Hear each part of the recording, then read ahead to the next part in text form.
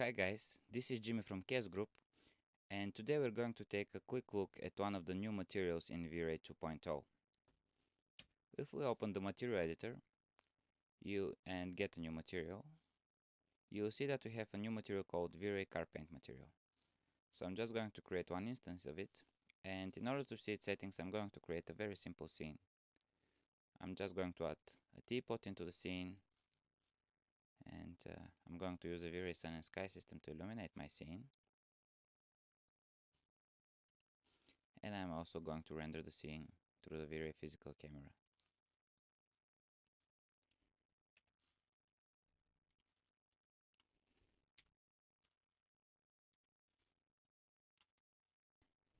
Let me just apply the material to the teapot.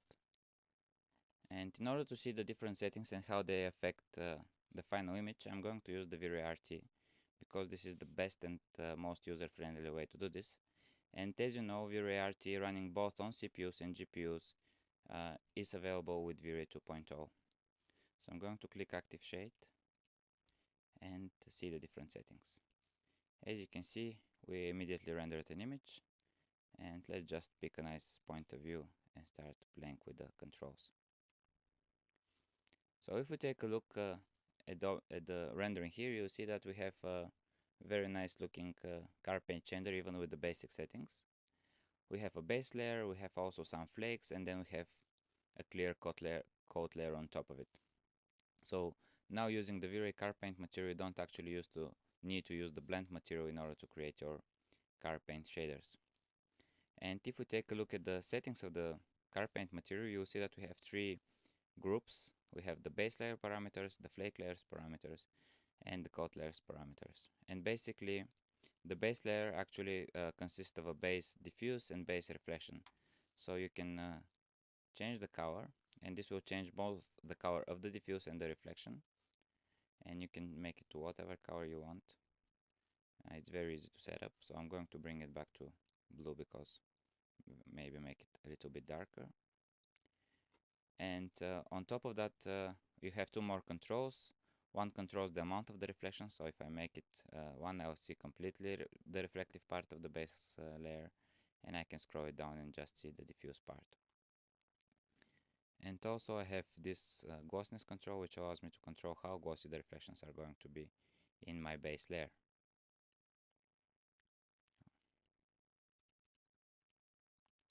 Let's give it some settings. And then on top of the base layer, we have the flake layer parameters. And the flake layer actually controls all those little flakes that you can see. So again, it's very easy to set up. We have the different color of the flakes that you can set up to whatever color you want. And you also can control how glossy those are, because you can see the flakes are reflective. And you can actually make them more or less glossy with this parameter. And you have also flake orientation, so you can rotate them and so that they reflect differently. We have a control called flake density, which allows you to actually control how many flakes there are.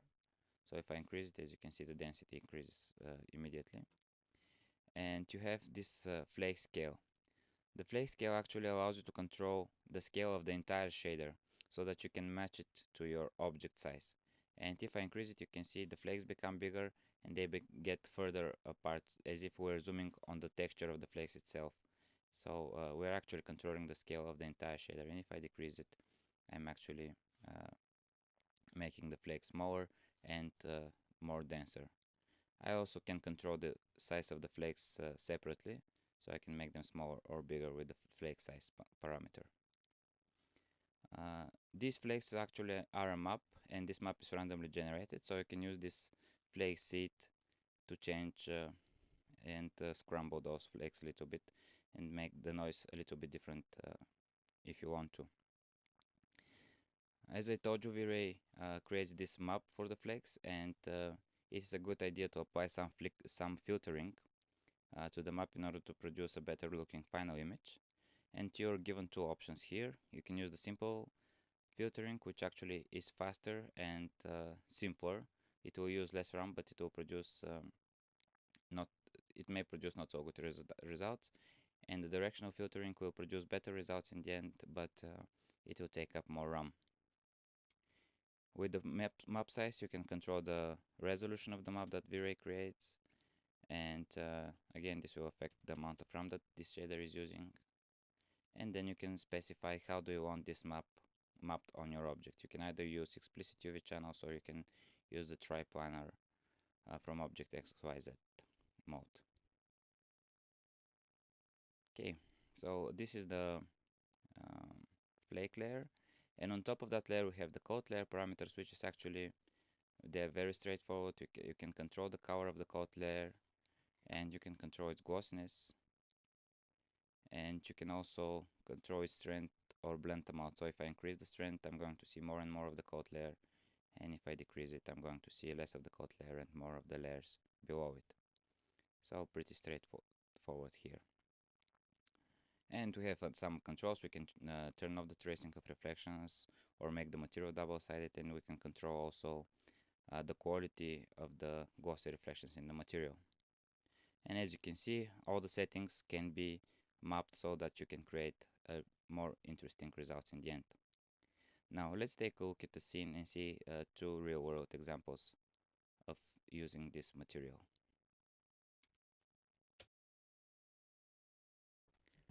Okay, I've opened my scene, and as you can see, I have two different cars, and each of them has a VRayCarPaint material applied to them. So let's start the active shade, and we'll examine the different setups.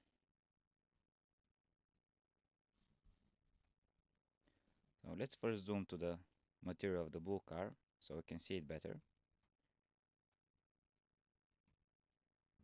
And I'll open the material editor and examine the car paint material that we're using for this car.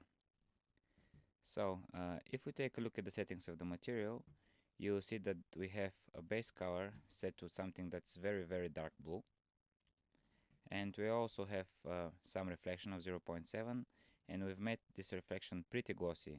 The value for the glossiness has been set to 0.5.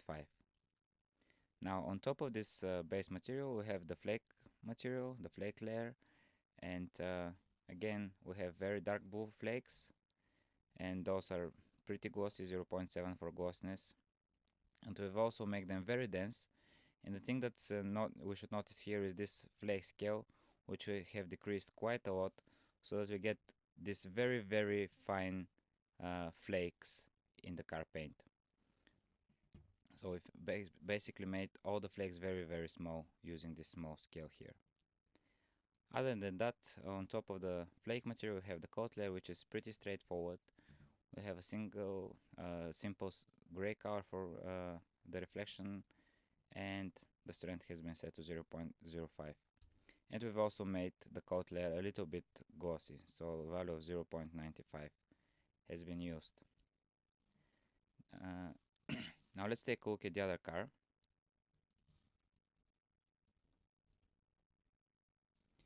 And what you'll notice here is that we don't have that many flakes.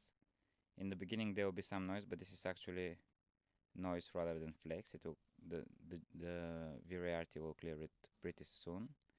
And if we take a look at the material, you'll see that we have red for color, nothing special here. Again, a reflection of 0.7 and pretty glossy base reflections, so that's why we see the noise here.